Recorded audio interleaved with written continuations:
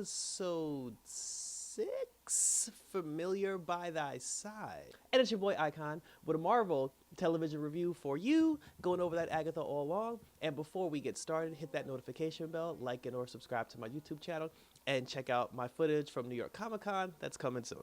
So now, in this particular episode, episode 6, this was the Billy episode, or the William episode, however you want to call it, it's the same name. And unfortunately, we do find out that teen, as they've been calling him, we do find out that he actually is in fact like Billy Maximoff. And I didn't say anything, like as soon as it was, because I saw on like, because they had like a mid-season trailer for Agatha all along, and she says in the trailer like, oh, what does Billy Maximoff want? And when I heard that, like, I rolled my eyes, but I'm like, you know what, I'm going to reserve judgment until the actual episode comes out and they explain how this happens, because like I kept saying, these kids aren't real.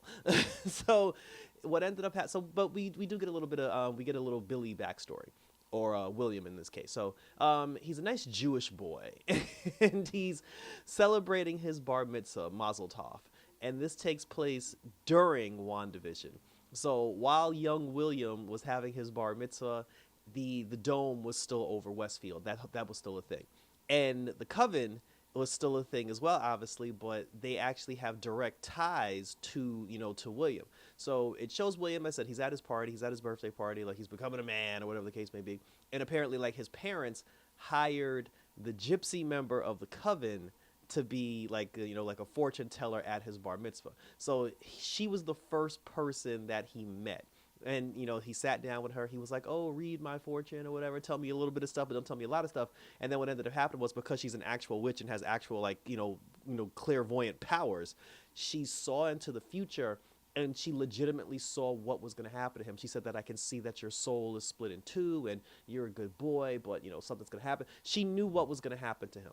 And then they kept talking about, like the spell that covers his mouth, to the point where every time he tries to say who he is, like, like you can't hear him, it mutes him. But then the other person, the person who put the spell on him, they can't do it either. So like it mutes them both.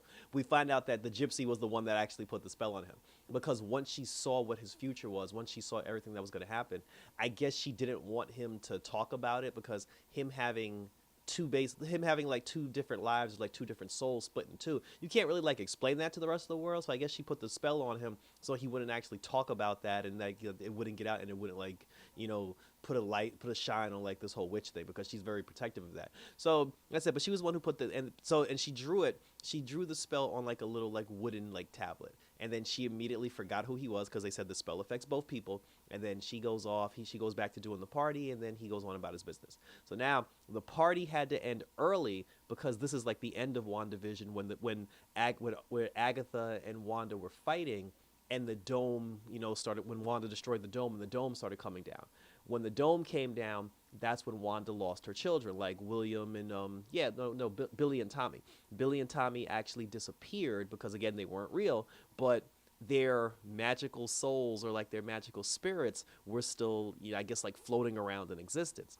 At that exact moment when the dome was coming down, William was going home with his parents. Him and his parents were driving. They were looking at the dome, collapsing. His mother took her eyes off the road. She spun out of control. They spun off the road.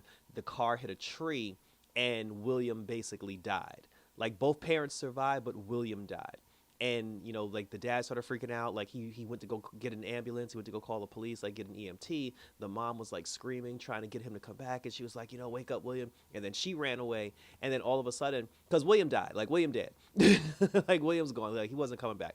But because William died in that moment, and Billy's soul was, I guess, like floating around, like Westfield or floating around the forest, Billy's soul attached itself to William's body, because it was an empty vessel at that point. And then he immediately woke up, but he didn't really know he was Billy at first. And then because I guess he still retains the memories of William, so he woke up. Everybody's like, oh my god, he's okay. They took him to the hospital, like they got him patched up and everything.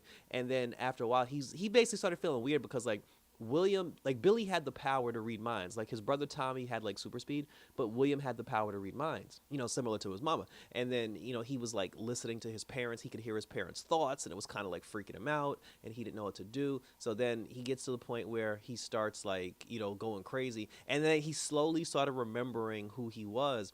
And then he just starts like, investigating like the entire Westview situation. Then it fast forwards like 3 years later, he's kind of like accepting the fact that, you know, he's William, but he still has like Billy stuff like in his system. So he's been researching, you know, like Agatha Harkness. Because he ends up like him and his boyfriend, they end up finding a guy who basically was one of the people who was trapped in Westfield, and they were asking him questions. They were just like, "Oh, what happened? You know, like, tell me the whole thing about Wanda." And then he had brought up Agatha's name, and then the guy freaked out. He was like, "Don't say that name." And then he started talking about Agatha. And then Billy, you know, after he gave Billy all that information, he researched Agatha and saw that Agatha, like throughout the course of history, has actually been a thing. So he was like, "Well, shit." He's like, "This seems like the type of person that I should roll up on." So that's when we get to, you know, the first episode of Agatha, where he goes to her house. He tries to steal some shit from her. It doesn't work. She captures him. They're like the scene in the first episode when they were in the police interrogation office. They pretty much recreated that entire scene with them in her living room, because that's where they actually were. You know, the scene where like the two of them started asking questions, how she tied him up and put him in the closet. You know, there was a moment where like Billy and his boyfriend saw Jen on TV, because they still have to have like the other girls in the show somehow. Alex, who used to be an EMT worker, she was the one that came to the scene when they hit the tree. So the other girls were still like plugged into this as well. But, you know, but now like we're all caught up, because, you know, we start going through the motions of like Billy's trapped in the closet, then he comes out of the closet, him and Agatha start talking, and then she sees like the spell over his mouth, and then blah, blah, blah. And then it fast forwards us back to present time, where Billy's on the witch's road. And, you know, he starts walking away. Agatha pulled herself out of the abyss and she ran up on him. And then she was just like, "Oh, you know, like, you can't get rid of me that easy." And she was like, "I know you're Billy Maximoff." And then, you know, he was just like, "How did you know?" She was like, "I could tell," and everything. And then, you know, she was just like, "Well, come with me if we're going to finish, you know, like the Witch's Road challenge." And he was like, "I'm not going with you. Like, you can't be trusted." And the two of them had like this whole big back and forth. But she was just like, "Look, like, you need me just as much as I need you, because you don't even have power like that." She said, "When you throw a temper tantrum, yeah, your power, you know, like accelerates." But she said, "Look, like, you ain't got shit right now." And then he's like, "You done killed poor Jen." You know, like, you done killed the gypsy. You killed the other girl. You know, like, she killed Alex. But, you know, they were just like, "Look, we're the only two left." So, and then that's when Agatha started saying to herself, she was like, "Well, what does Billy actually want?" She said, "Your mama gone. You know, like, Lord knows what happened to your robot daddy." So she said, "Obviously you're in this because if your soul can attach itself to, you know, to an empty vessel, you're basically trying to do the exact same thing for your brother." And that's when he said, he was like, "I can hear Tommy, but I can't find him." So he wants to complete the Witch's Road challenge so he can try to bring back his brother as well. And then, you know, Agatha was just like, "All right, cool." You know, she was like, because the thing is, that ain't got shit to do with Agatha. Like, him trying to find his brother, like, unless Agatha wants to get revenge for him, you know, for what Wanda did to him, that's one thing. But Agatha don't give a shit about his brother. So she was just like, "I bet, you know," she's like, "We ain't got nobody left, but, you know, come on, let's do this. You know, let's do the damn thing." And then, like she said, last one, you know, to the next challenge is a nice person. And then that's when Billy was like, I'm not all that nice." Because somebody said he was nice. Well, because the gypsy said he was nice in the beginning of the episode. So that was pretty much how that one ended. And, you know, thank you for tuning in. So there wasn't a lot to this particular episode. Like, it was pretty much cut and dry.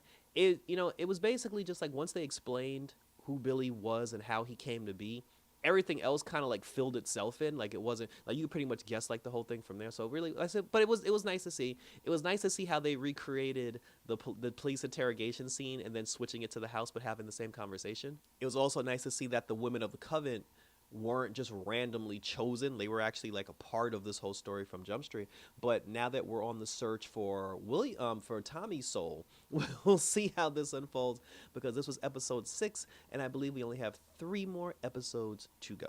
So share your questions, comments, and concerns down below, and we will continue to talk about it. So check out my other reviews, because I have Superman and Lois on my channel, which is really good right now. Tomb Raider up on my channel as well, like banging out that Tomb Raider, definitely enjoying that. Obviously, Agatha All Along up on my YouTube channel, and we're still reviewing The Penguin.